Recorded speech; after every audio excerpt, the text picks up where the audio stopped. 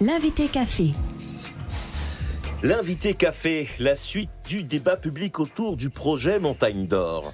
Nous en parlons ce matin avec un des membres de la commission particulière du débat public, Jean-Claude Mariema. Bonjour Jean-Claude Mariema. Bonjour Charlie Torres, bonjour à la population guyanaise qui nous écoute en ce moment. Alors, encore un mois de débat public autour de ce projet Montagne d'Or. Est-ce que vous avez su prendre, on va dire, la mesure de ce débat au niveau de son organisation, notamment une affaire rodée, j'imagine maintenant?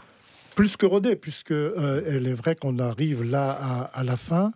Le 7 juillet sera la fin de ce débat public.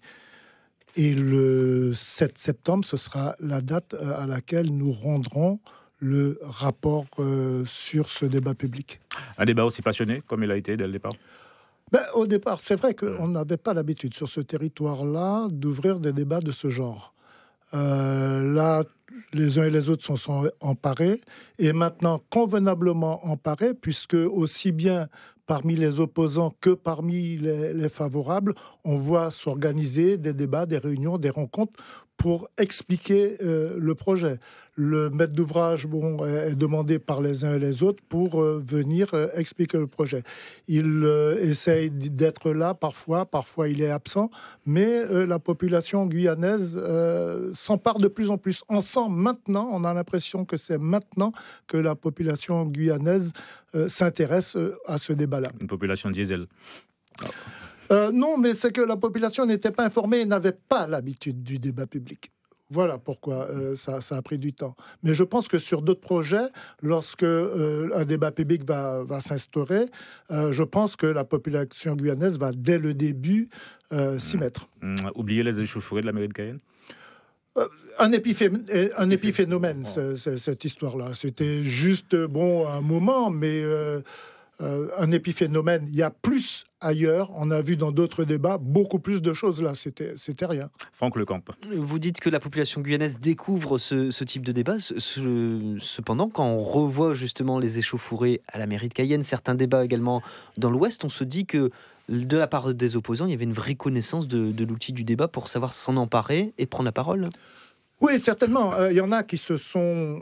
mais je parle du territoire lui-même quand je dis qu'on n'a pas l'habitude de ce débat. Certains se sont fait aider par d'autres, certainement, pour pouvoir alimenter leur argument, leur savoir-être. Mais vous pensez que l'organisation des opposants n'était pas du tout localisée en Guyane? C'est là de l'extérieur qui a permis cela? Non, je n'ai pas dit ça. Je dis qu'ils se sont organisés, mais quand vous vous organisez, vous n'avez pas l'habitude et vous devez vous organiser. Vous prenez des aides, vous essayez de voir dans un livre des connaissances, des gens qui peuvent pouvoir vous accompagner là-dessus. Et pourquoi pas?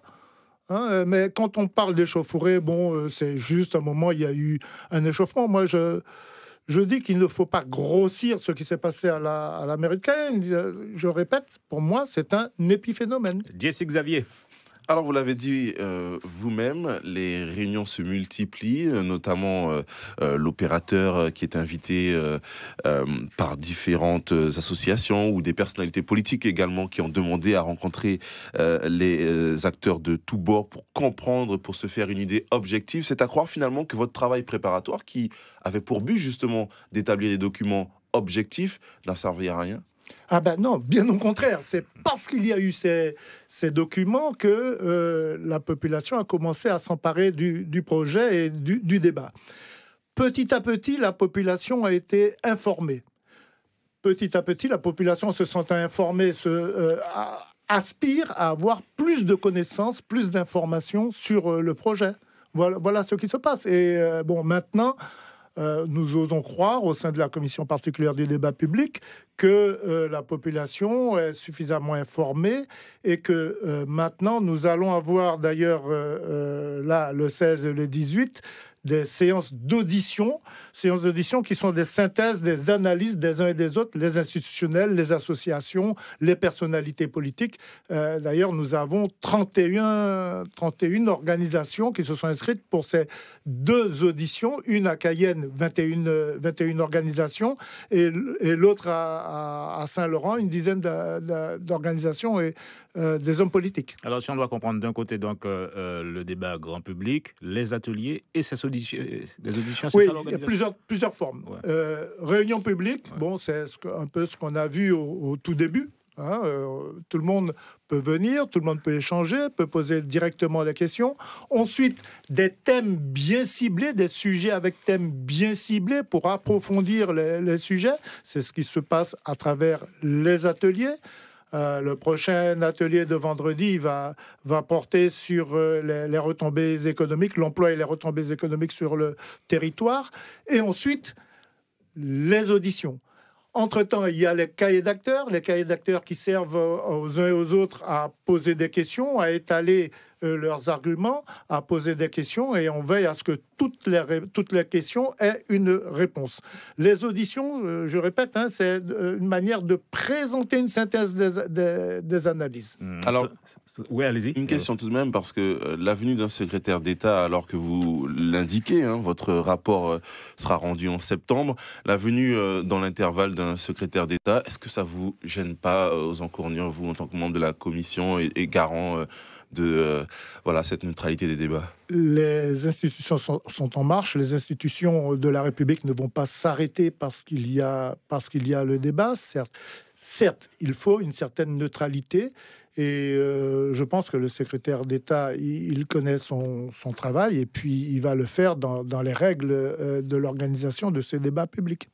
Alors, dans la forme, hein, nous n'oublions pas cette fameuse plateforme participative, également, qui a du succès au point de vue. Oui, hein, on a beaucoup de questions qui sont posées. Et donc, d'abord, il faut pouvoir y répondre à toutes. Il faut pouvoir toutes les analyser. Il faut pouvoir veiller à ce qu'il n'y ait pas de débordement, qu'il n'y a pas notamment des injures, des choses comme ça, ou des inexactitudes qui sont données. Mais bien un bon travail pour ceux qui concernent en tous les cas, ce débat et ce sujet par rapport à d'autres débats et d'autres sujets que l'on voit en France métropolitaine. Alors, Jean-Claude Mariema, j'aimerais savoir quelles sont les principales, dans ce débat public, hein, quelles sont les principales préoccupations exprimées jusque-là. J'ai l'impression que la question de la cyanuration, le système d'extraction, hein, prend de plus en plus de place dans cette Mais oui, parce que c'est le cyanure en lui-même, l'utilisation du cyanure en lui-même fait débat.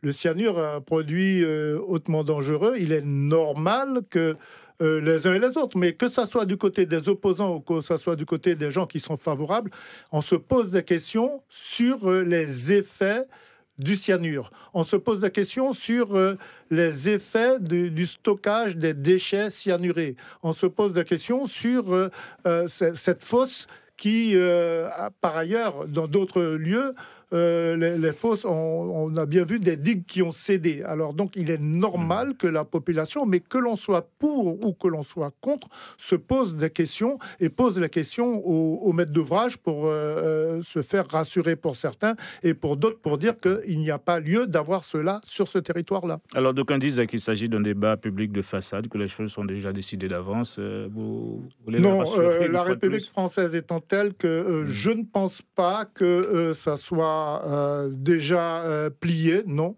Il y a le débat. Au bout du mois de septembre, après la remise du rapport, le maître d'ouvrage aura quand même 3 mois pour se décider si oui ou non il va continuer pour avoir son unité.